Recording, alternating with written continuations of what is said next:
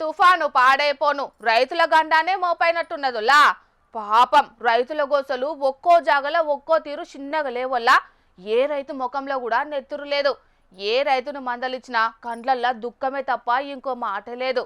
ఇక వాళ్ళు పడుతున్న బాధలు చూస్తుంటే నా కండ్లలో కూడా నీళ్లు తిరుగుతున్నాయల్లా.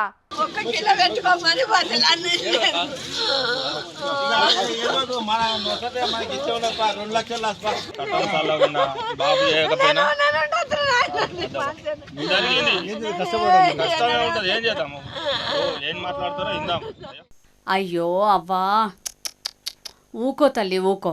నీ దుఃఖాన్ని ఆపుడు ఎవ్వల్తరం అయ్యేటట్లేదు కదా. ఈ మాయదారి తుఫాను పాడుగాను రైతుల ఇల్లు ఉచ్చుకునే తందుకే వచ్చినట్టున్నది. పాపం ఏ రైతును చూసినా గిదే దుఃఖముల్లా. సిద్దిపేట జిల్లా హుస్నాబాద్ వ్యవసాయ మార్కెట్ యార్డులో 10 ట్రిప్పుల వడ్లు తీసుకొచ్చి పోసుకున్నదట తారవ్వ అనే ఈ మహిళా రైతు. ఇక రాత్రొచ్చిన వరదకు వడ్లు మొత్తం ఈ కాలువల వడి కొట్టుకపోయినాయట.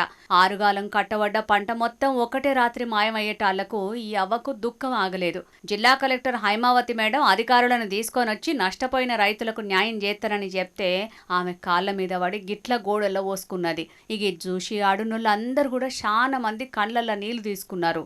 రైతుల పరిస్థితి అంతటా గిట్లనే ఉన్నది. కొయ్యని పొలాలేమో అడ్డం పడ్డాయి. కోసి వడ్లు తీసుకొచ్చి ఆరబోసుకుంటేనేమో వరదలకు మొత్తం కొట్టుకపోయినాయి. ఇక పత్తి చేన్లు మిరప తోటలు సుతం మొత్తం వరదలనే మునిగిపోయేటాళ్లకు రైతులంతా పరిశాన్లనే ఉన్నారు. ఎందుకంటే పత్తి చేనులు నష్టపోయినట్టు వరి సుధా నష్టపోయింది బాగా. ఎందుకంటే గవర్నమెంట్ మాకు ఎటు పెట్టి జల్దీ తీసుకోపోతే మాకు బాగుంటుందని కోరుకుంటున్నాం. బాగా నష్టపోతుంది. నష్టం అంటే తీవ్ర రైతుకున్న కష్టం ఎవరికి లేదు. రైతే రాదంటారు కానీ రైతుకన్నా అద్భుతమైన బాగా ఇబ్బందులు ఉన్నాయి మాకు. దయచేసి మమ్మల్ని జల్దీ గుర్తించి మా పంటలు జల్దీ కొనుగోలు చేయాలి. జల్దీ పోతే మాకు సంతోషం. ఇప్పటికే చాలా నష్టపోయినాం. ఇప్పటికైనా తొందరగా మా వడ్లు కొనాలని డిమాండ్ చేస్తున్నారు రైతులు. ఇక ఇది ఇట్లుంటే గీ రైతు పరిస్థితి చూడుర్రీ.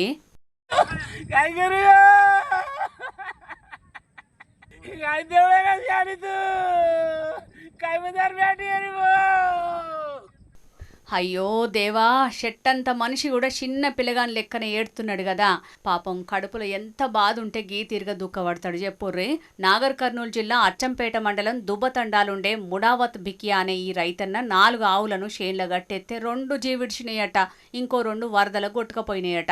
ఇక 2.5 ఎకరాల వరి, 20 క్వింటాల పత్తి, 2 క్వింటాల సుట్ట పైపులు కూడా వరదల కొట్టుకపోయేటాళ్లకు ఇట్లా ఏడ్చిండు. ఇక ఈ రైతన్న దుఃఖాన్ని ఆపుడు సుతం ఎవ్వల్ తరం కాకుండానే అయింది. సర్కారు అధికారులే ఈయనకు న్యాయం చెయ్యాలని అక్కడి రైతులు డిమాండ్ చేసిర్రు. ఇక ప్రకాశం జిల్లా మార్కాపురం పట్టణంలోన్న మల్లారెడ్డి కాలనీ దగ్గర గుండ్లకమ్మ నదిలో 12 గేదెలు చిక్కుకుంటే 11 రెవెన్యూ, ఫైర్ సిబ్బంది, ఎన్డీఆర్ఎఫ్ టీంలు కలిసి కాపాడినరు. కష్టపడి మూగజీవులను కాపాడిన రెస్క్యూ సిబ్బందిని ఎమ్మెల్యే కందుల నారాయణ రెడ్డితో అన్నట్టుగా ఆడున్నోళ్ళంతా తారీఫ్ చేసిండ్రు. ఇక గుంటూరు జిల్లా పెనుమాక, ఉండవల్లి ఊర్లలో అరటి, ఉల్లి పంటలు మొత్తం ఆగమైనాయి. మరిగా సర్కారు పెద్దలు జర ఆలస్యం చేయకుండా జప్పున్నే వరద నష్టాన్ని అంచనా గట్టి రైతులకు న్యాయం చెయ్యుర్రి.